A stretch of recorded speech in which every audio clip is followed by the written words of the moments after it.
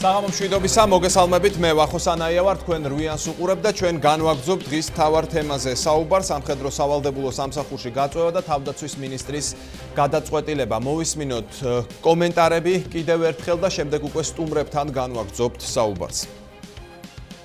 Თანდასწრებით მე ბრძანებას ვაწერ ხელს, რომლითაც ვაცხადებთ, რომ საქართველოს თავდაცვის სამინისტრო არ განახორციელებს სამხედრო სავალდებულო სამსახურში გაწვევის მოთხოვნას და ეს ბრძანება ძალაშია დღეიდან. ანუ დღეიდან მოყოლებული საქართველოს თავდაცვის სამინისტრო ფორმა არის ესეთი, რომ ჩვენ მივმართავთ მთავრობას ყოველი გაწვევის წინ, ვეუბნებით, გჭირდება ამდენი სამხედრო მოსამსახურე 500-1000 იმის მიხედვით, რაც არის საჭიროება და შემდეგ უკვე აი საერთო გაწვევიდან ხდება შერჩევა იმ ადამიანების, ვინც თავდაცვის სამინისტროში გადიან სამსახურს. დღეს მე ვაცხადებ, რომ დღეიდან თავდაცვის სამინისტრო ოფიციალურად მინისტრის ბრძანებით აღარ განახორციელებს გაწვევას და არ განახორციელებს მოთხოვნას წვევამდელების გაწვევაზე. შესაბამისად, ნებისმიერ ჩემ შემდგომ მინისტრს ამ ბრძანების გაუქმება მოუწევს იმ შემთხვევაში, თუ ის გადაწყვეტს, რომ დააბრუნოს ჯარში წვევამდელები. არ არის გაუქმებული არანაირი სამსახური. არის პოზიცია, რომ არ მოხდეს კვოტის ათვისება თავდაცვის სამინისტროს მხრიდან. ეს არის ზუსტი განსაზღვრება იმისა, რა გადაწყვეტილებაც იქნა მიღებული.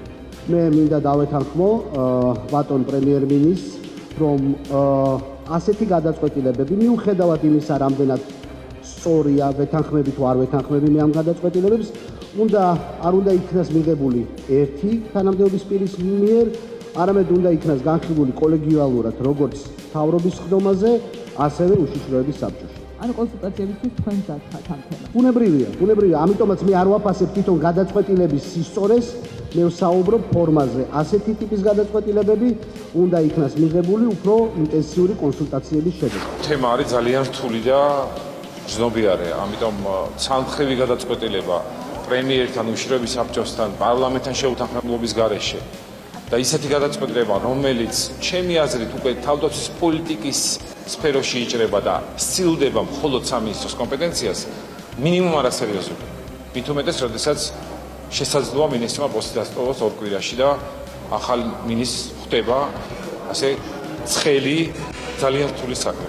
ამიტომ, რა თქმა უნდა, ვისურვებ, რომ რა თქმა უნდა, ამ შემთხვევაში ამ გადაწყვეტილებას უფრო ვიწრო პოლიტიკური ინტერესების მატარებლად ვაფასებ, ვიდრე საქმეზე ორიენტირებას. და კიდევ ერთი კომენტარი, რომელიც მთავრობის ადმინისტრაციაში გაკეთდა, ეს შეგვიძლია აღვიქვათ როგორც პრემიერ-მინისტრის პოზიცია. პრემიერ-მინისტრს მიაჩნია, რომ სავალდებულო სამხედრო სამსახურის გაუქმების გადაწყვეტილება მისი მრავალმხრივი ასპექტიდან გამომდინარე საჭიროებს მთავრობის ხდომის ფორმატში განხილვას და შესაბამის დასტურს. პრემიერი ასევე მიიჩნევს, რომ საკითხი უნდა იქნას განხილული უშიშროების საბჭოს მიერ. ეს არის განცხადება, რომელიც მთავრობის ადმინისტრაციაში გაკეთდა. ჩვენი პირველი სტუმარია დავით თევზაძე, პარტია საქართველოს მშვიდობისთვის, თავდაცვის ყოფილი მინისტრი. ბატონ დავით, მოგესალმებით. მადლობთ, რომ ხართ ჩვენთან სტუმრად. ამ საკითხს აქვს, ასე ვთქვათ, ორი მხარე. ერთი ეს არის ფორმა, როგორ მოხდა ეს ყველაფერი, მეორე არის შინაარსი. ერთი შეგვიძლია განვიხილოთ პოლიტიკურ კონტექსტშიც და ასევე წმინდა სამხედრო თემატიკა. მოდით დავიწყოთ თვითონ ფორმაზე საუბრით. რა სიტყოდით იმის შესახებ, როგორც იქნა ეს გადაწყვეტილება მიღებული, როდესაც აღმოჩნდა, რომ პრემიერ-მინისტრი საქმის კურსში არ იყო, პრეზიდენტმაც თქვა, რომ უმჯობესი იყო, რომ ამაზე ერთ სიტყვით დაეთანხმა პრეზიდენტის პრემიერ-მინისტრს. თქვენ რა შტაბეშტილება დაგრჩათ? რა ხდება საქართველოს მთავრობაში? დავიწყოთ იქიდან, რომ ფორმაზე თუ ვილაპარაკებთ, აშკარად თავდაცვის მინისტრმა გადააჭარბა თავის უფლებამოსილებას. ეს არანაირად მასზე დამოკიდებული საკითხი არ გახლავთ. ჭირდება თუ არა ჯარს სამხედრო მოსამსახურეები, წვევანდელები ამის დათვლას, გაანგარიშებას, წინადადებას ამზადებს გენერალური შტაბი და წარუდგენს უმაღლეს მთავარსარდალს პრეზიდენტს განსახილველად უშიშროების საბჭოზე და ამის შემდეგ ხდება მისი ასე ვთქვათ კანონიერ ძალაში შესვლა. ეს ერთი მხარე, მეორე მხარე ის, რომ თვითონ ამ ბრძანებას არანაირი ღირებულება არ გააჩნია, იმიტომ რომ ცალსახად წინააღმდეგობაშია კანონთან სავალდებულო სამხედრო სამსახურის შესახებ, რომელიც არავის არ გაუუქმებია და ამდენად ეს არის გადაწყვეტილება ფორმალური თვალსაზრისით თუ იმსჯელებთ, რომელსაც ძალა არ აქვს და ვერც იმუშავებს. ამიტომ ეს გახლავთ ფარატინა ქაღალდი. და რაც შეეხება შინაარსს, საერთოდ ეს თემა უნდა განხილული იქნეს სერიოზულ ექსპერტთა წრეში. დამოუკიდებლად იმ ადამიანებისგან, რომელსაც სამხედრო სამსახურზე გააჩნიათ ზერელი წარმოდგენა, კომპიუტერიდან მიღებული ცოდნა თუ წიგნებიდან მიღებული ცოდნა, რომელთაც არანაირი ცოდნა არ გააჩნიათ იმისა, თუ რას ეყრდნობა ქვეყნის თავდაცვა და შეიარაღებული ძალები კონსტიტუციის მიხედვით არსებობს ქვეყნის თავდაცვისათვის პირველ რიგში. და ამის შემდეგ შეიძლება მისი გამოტანა გნებავთ ისევ უშიშროების საბჭოზე, გნებავთ ისევ პარლამენტში კომიტეტზე და გნებავთ ისევ მთავრობის ხდომაზე. ამიტომ თავისი შინაარსით ეს გახლავთ მავნებლური პირდაპირ სახელმწიფოს ინტერესის წინააღმდეგ გადადგმული ნაბიჯი. ბატონ დავით, აი თავად რაც შეეხება გაწვევის გაუქმებას, აი თუ კი გრძელვადიან პერსპექტივაზე ვისაუბრებთ, აი თქვენ დათვლა აღნიშნეთ, თქვათ ანალიტიკოსებმა უნდა იმსჯელონ, პროფესიონალებმა ამ საკითხზე. თქვენ რა შეხედულება გააქვთ? ამის გაუქმება ზოგადად საქართველოს პირობებში, მისი მდგომარეობიდან გამომდინარე გამართლებულია? პირობებში, ჩემო ბატონო, მოვატეთ, რომ გაწყვეტინებ და არც სხვა ქვეყნების პირობებში ასეთი რამ არ ხდება რეალურად, რამდენადაც დღესაც იყო ნახსენები ბატონ გენერალ სალუქვაძის მიერ, რომ 63 ქვეყანაა, რომელსაც წმინდა პროფესიული არმია ყავს, ეს გახლავთ ამერიკის შეერთებული შტატები, კანადა და დიდი ბრიტანეთი. ყველგან სხვაგან სავალდებულო გაწვევა არსებობს და მათ შორის ისეთი ქვეყნები, როგორც გახლავთ ისრაელი, სავალდებულო გაწვევა არსებობს.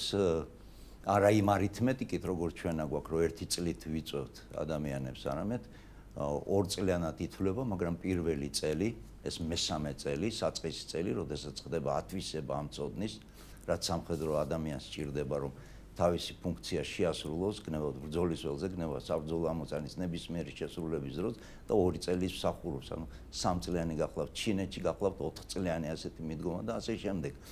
ანუ ლაპარაკი არის იმაზე, ჩვენ შეიარაღებული ძალები გვჭირდება ჩვენი ქვეყნის თავდაცვისთვის თუ სხვისი მომსახურებისთვის.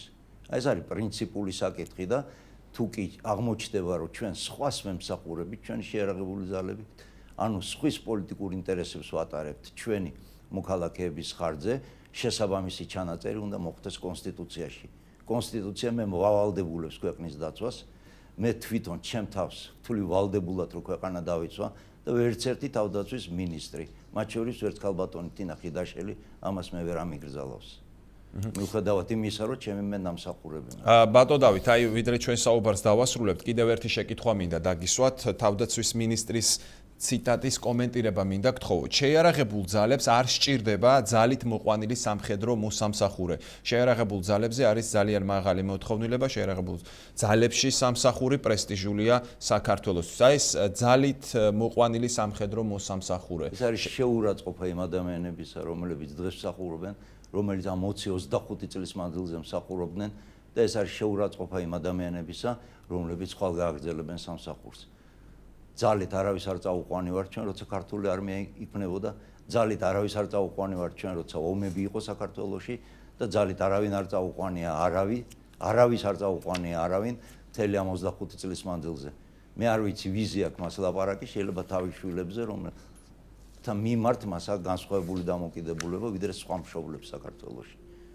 არ ვიცი ახლა კიდე როგორ კი ბატონო და ბოლოს თან თქვენ ფიქრობთ, აი ფარატინა ქაღალდი ახსენეთ, თქვენ ფიქრობთ, რომ პრაქტიკაში ეს ვერ იმუშავებს, ერთი იმიტომ რომ კანონთანაა წინა. ეს ქაღალდი ეწინააღმდეგება მომქმედ კანონმდებლობას.